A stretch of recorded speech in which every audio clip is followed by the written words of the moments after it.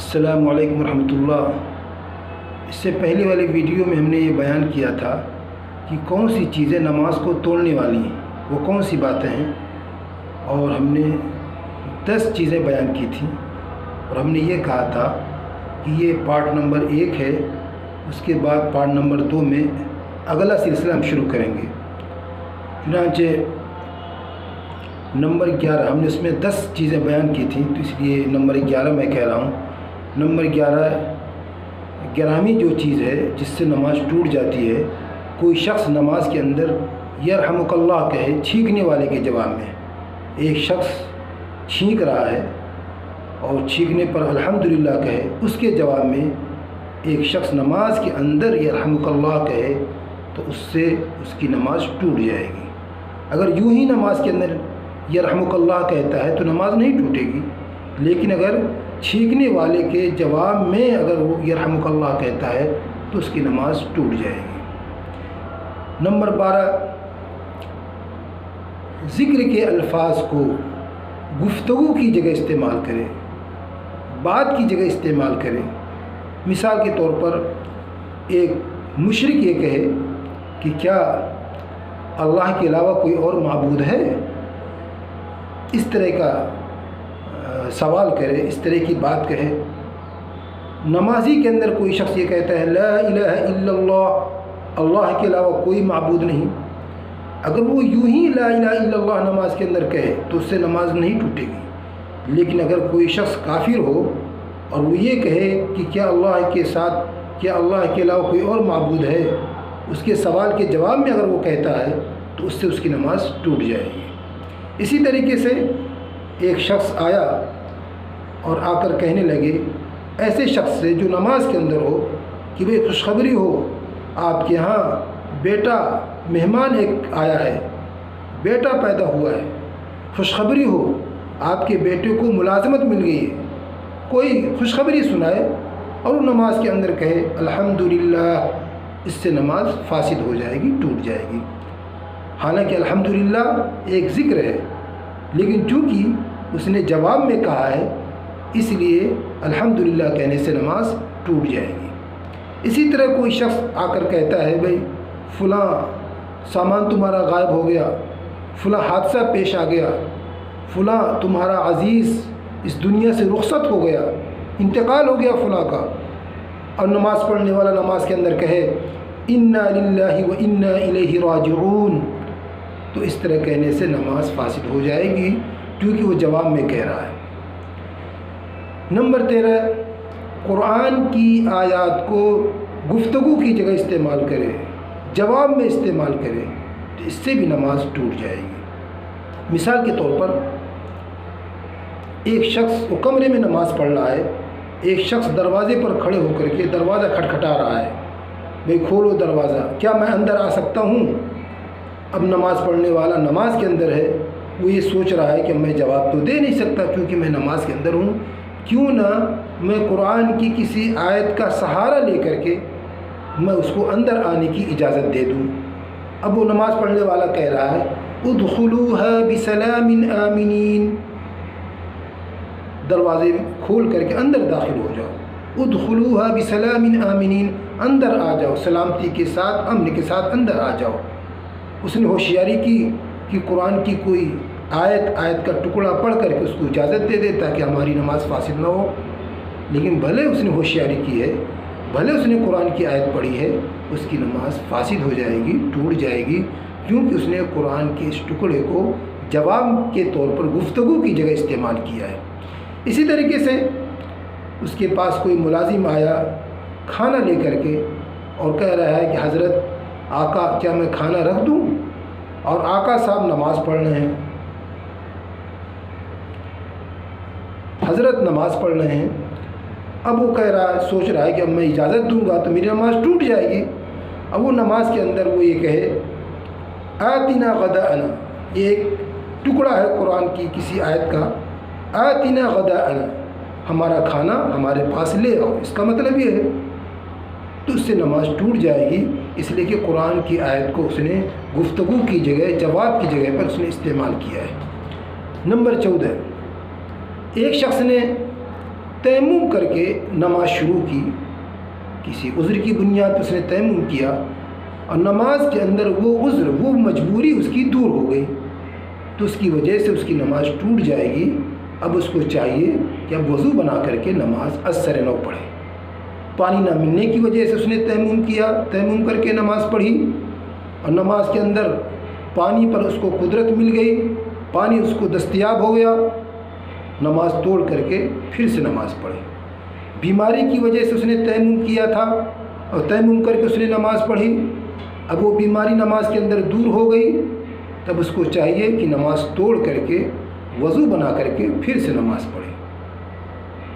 تو اگر کسی عذر کی بنیاد پر کوئی شخص تیمم کر کے نماز شروع کرتا ہے اور نماز کے اندر وہ عذر دور ہو جاتا ہے تو اس سے نماز فاسد ہو جاتی ہے۔ نمبر 15، ایک شخص چمڑے کا موزہ پہن کر کے، خفین پہن کر کے نماز پڑھ رہا ہے اور اس خفین پر وہ مسح بھی کر رہا ہے۔ خفین کا حکم یہ ہے کہ اگر کوئی شخص خفین کو پہنے ہوئے ہے اور خفین کو نہیں اتار رہا ہے تو ایک بار وہ پورا وضو بنا کر خفین پہن لے، اور مگر وہ مسافر ہے تو 24 گھنٹے تک اس پر وہ مسح کر سکتا ہے۔ سارے اعضاء کو وہ دھوئے گا اور پیر دھونے کی جگہ پر وہ پیر پر جو خفین ہے چمڑے کا موزہ اس پر وہ مسح کرے گا اور وہ مسح کر کے وہ نماز پڑھ رہا ہے۔ جو شخص مسافر نہ ہو اس کے لیے خفین پر مسح کرنے کی مدت 24 گھنٹے ہے، اور جو شخص مسافر ہو اس کے لیے خفین پر مسح کرنے کی مدت 72 گھنٹے ہے۔ اب یہ شخص مثال کے طور پر مسافر نہیں ہے، اب اس کی مدت 24 گھنٹے ہے، اب اس نے دوپہر کو 2:30 بجے اس کی مسح کی مدت شروع ہوئی، اگلے دن ٹھیک 2:30 بجے وہ نماز کے اندر ہے، ظہر کی نماز کے اندر وہ مشغول ہے، ظہر کی نماز پڑھ رہا ہے، اور اسی دوران پورے 2:30 ہو جاتے ہیں،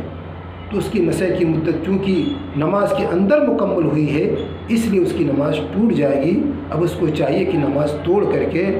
پھر سے نماز باقاعدہ وہ پاؤں کو دھو کر کے پھر سے نماز پڑھے۔ اسی طریقے سے وہ نماز پڑھ رہا تھا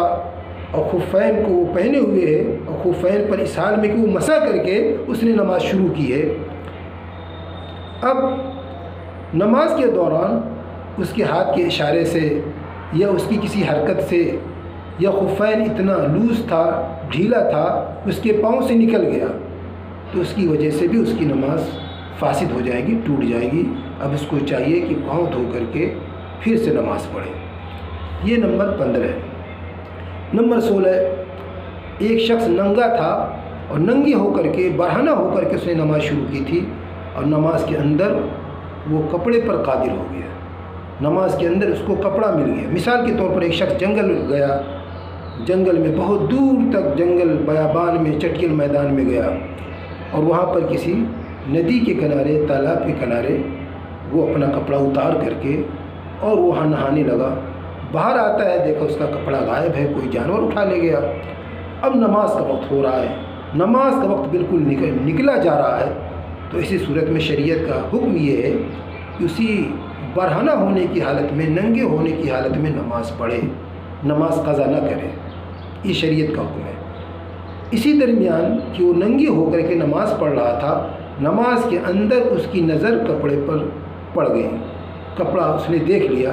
تو اس کی وجہ سے اس کی نماز ٹوٹ جائے گی۔ اب اس کو چاہیے کہ نماز توڑ کر کے کپڑا پہن کر کے پھر سے وہ نماز پڑھے۔ نمبر 17، ایک شخص رکوع اور سجدہ اشارہ کرتے ہوئے وہ نماز پڑھ رہا ہے، وہ رکوع سجدے پر وہ قادر نہیں ہے، قدرت نہیں ہے، اور اس حال میں اس نے نماز شروع کی۔ ایک رکعت اس نے اس حال میں پڑھی کہ اس نے رکوع سجدے کا اشارہ کیا ہے۔ اب دوسری رکعت جب اس نے شروع کی تو رکوع سجدے پر اس کو قدرت ہو گئی، اب اس بات پر قادر ہو گیا کہ رکوع سجدہ وہ کر سکتا ہے، تب اس کی نماز ٹوٹ گئی۔ اب اس کو چاہیے کہ پھر سے نماز پڑھے، دونوں رکعت رکوع سجدے پر قدرت کے ساتھ رکوع سجدہ کرتے ہوئے وہ نماز پڑھے۔ اس کے برعکس ایک شخص نے پہلی رکعت شروع کی اس حال میں کہ وہ رکوع سجدہ کر سکتا تھا، اس نے پہلی رکعت کو رکوع سجدے کے ساتھ پڑھا اور جب دوسری رکعت کا موقع آیا تو دوسری رکعت میں رکوع سجدے کی طاقت اس کی ختم ہو گئی،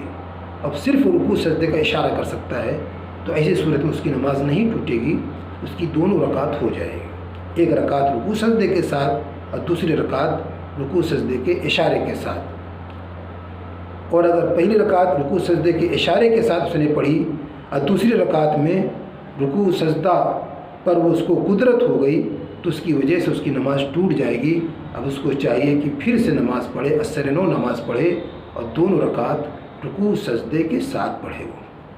یہ نمبر 17 ہے۔ السلام علیکم ورحمۃ اللہ۔ اور ایک بات میں یہ عرض کر دوں کہ یہ ویڈیو بالکل خالص اسلامی ہے